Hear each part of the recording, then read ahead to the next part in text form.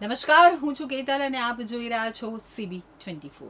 ગુજરાતની શાળાઓને બોમ્બથી ઉડાવી દેવાની ધમકીના 24 જ કલાક બાદ હવે રાજ્યની કોર્ટોને પણ બોમ્બથી ઉડાવી દેવાની ધમકી મળી છે। વડોદરાની કોર્ટને પણ બોમ્બથી ઉડાવી દેવાની ધમકી મળતા વહીવટીતંત્ર અને પોલીસ બેડામાં દોડધામ મચી ગઈ છે।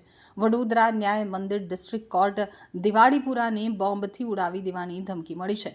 સમાચાર મળતા જ પોલીસ અને બોમ્બ સ્ક્વોડ ડોગ સ્ક્વોડની ટીમ ઘટના સ્થળે પહોંચી ગઈ છે।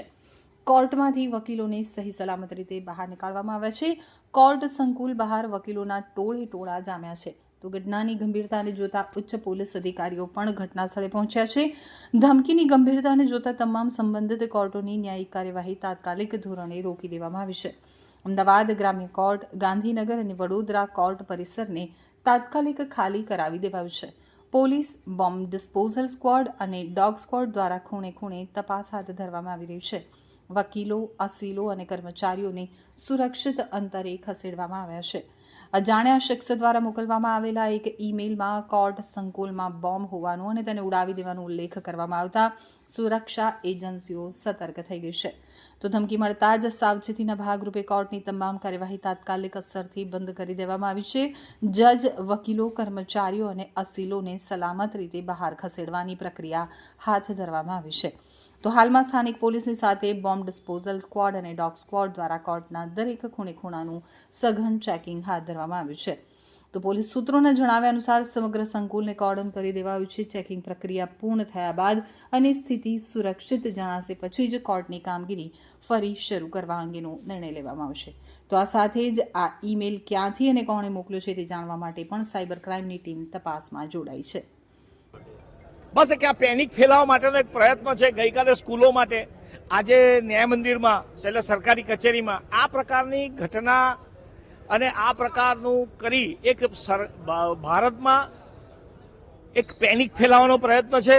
જ્યારે એક તરફ ભારતની અંદર આજે આખા દુનિયાની AI સમિટ મળી રહી છે, અનેક દેશના લોકો આવી રહ્યા છે અને એ વખતે આવી રીતના ધમકીઓ મોકલવી એનો મતલબ એવો છે કે ભારતમાં અફરાતફરીનો માહોલ ઊભો કરવાનો પ્રયત્ન, કોઈ એક જગ્યાએ છમકલું થાય તો આખા દુનિયામાં જાય, આવો પણ એક પ્રયત્ન।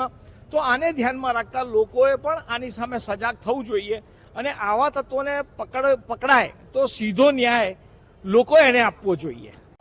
અવારનવાર જે ઈમેલ આવ્યા કરે છે સ્કૂલોના, કાલે 25 સ્કૂલોનો, આજે ક્વાર્ટરનો આવ્યો, બહુ ખૂબ જ ગંભીર ઘટના બની રહી છે।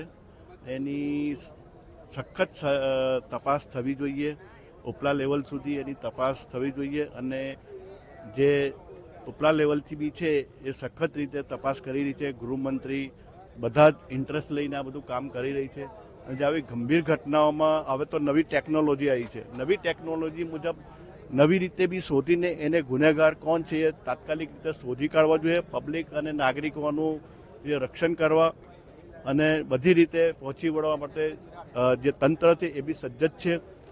જે CM ભૂપેન્દ્રભાઈ, ગૃહમંત્રી, તમામ લોકો સક્રિય થઈ ગયા છે, શિક્ષણ મંત્રી અને સારી કામગીરી કરી રહ્યા છે। આજે કંઈ મેલ આવ્યો હતો કે ભાઈ કોર્ટને પણ બોમ્બથી ઉડાવી દેવાની ધમકી હતી અને એ બાબતે પોલીસ તપાસ સારી રીતે ચાલી રહી છે અને સચેત રહી અને આગળ કામ કરી રહી છે।